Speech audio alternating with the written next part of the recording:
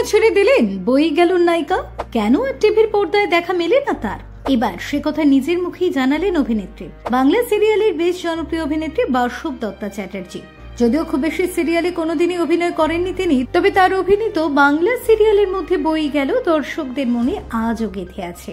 যদিও এই সিরিয়ালের হাত ধরেই অভিনয় শুরু হয়েছিল তার, আর তার অল্প কিছুদিনের মধ্যেই তিনি ব্যাপক জনপ্রিয়তা পান।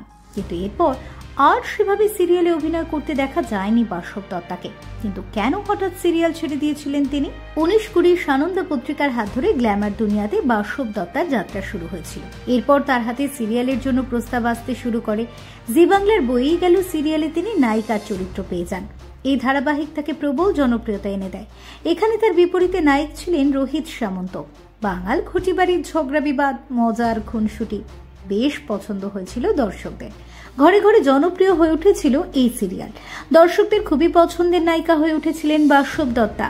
কেন অভিনয় ছেড়ে দিলেন অভিনেত্রী? বই গেল সিরিয়ালের প্রবল জনপ্রিয়তা সত্ত্বেও আর বাংলা সিরিয়ালের নায়িকা হিসেবে দেখা যায়নি বাসব দত্তাকে। কারণ অবশ্য কেউ জানেন না। দর্শকরা আজও তাকে নতুন সিরিয়ালের নায়িকা হিসেবেই দেখতে চান, কিন্তু অভিনেত্রী নিজেই জানিয়েছেন বিশেষ কিছু কারণে তিনি প্রবল জনপ্রিয়তা সত্ত্বেও একসময় সিরিয়াল থেকে সরে দাঁড়িয়েছিলেন। বাসব দত্তা হঠাৎ বই গেল সিরিয়ালটি ছেড়ে দেওয়ার কারণে সেই সময় ইন্ডাস্ট্রিতে রটতে শুরু করে তিনি নাকি আর অভিনয় করবেন না। এই প্রসঙ্গে অভিনেত্রী বলেন, ইন্ডাস্ট্রিতে যা রটেছিল তাকে নিয়ে সেটা ছিল সম্পূর্ণ ভুল।